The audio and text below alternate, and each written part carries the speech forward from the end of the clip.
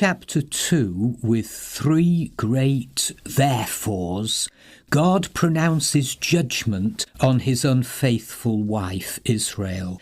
But that judgment is not intended to reject her, but is meant to bring her to her senses and lead to a second honeymoon.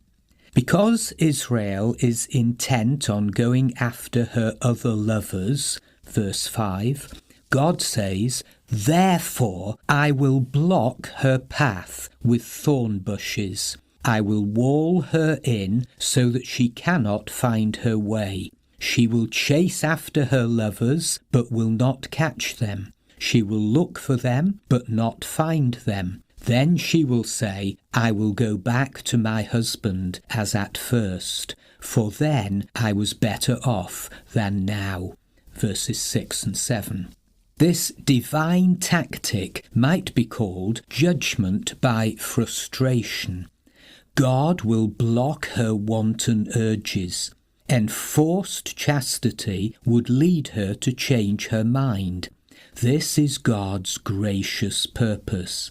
It often takes thorns and a blank wall of famine and frustration to dispel our illusions. The prodigal son returned home for the same reason, not because of love, but because he was cornered. The love initially was all on his father's side. Israel has been willfully ignorant of the fact that it is God who has provided the grain, new wine and oil, not the pagan Baal. This provision was the covenant sign of God's love, Deuteronomy chapter 7 verse 13. This lavish provision will now be withdrawn, so Israel may learn afresh that it is God alone who sustains true life. Here's the second therefore in verse 9. Therefore I will take away my grain when it ripens, and my new wine when it is ready. I will take back my wool and my linen intended to cover her nakedness. So now I will expose her lewdness before the eyes of her lovers. No one will take her out of my hands. Verses 9 and 10. Israel had forgotten God. God was like the jilted lover. Gomer has forgotten Hosea. She's an adulteress who has forgotten the bonds of marriage and the commitments of faithful love. She has pursued the Baals, the false gods. In verse 14, God is declaring he wants his wife back. God and Israel first married at the Exodus. They were alone together in the desert. Here comes the third therefore, verse 14. Therefore, I am now going to allure her. I will lead her into the desert and speak tenderly to her. There I will give her back her vineyards, and will make the valley of Achor, the valley of trouble, a door of hope. There she will sing or respond, as in the days of her youth, as in the day she came up out of Egypt. Here's quite a surprise we're unprepared for. Is God proposing a second honeymoon in the wilderness of the devastated land, or in the desert of the exile? One thing is crystal clear. God and Israel will start all over again, for God isn't just in love, he is love.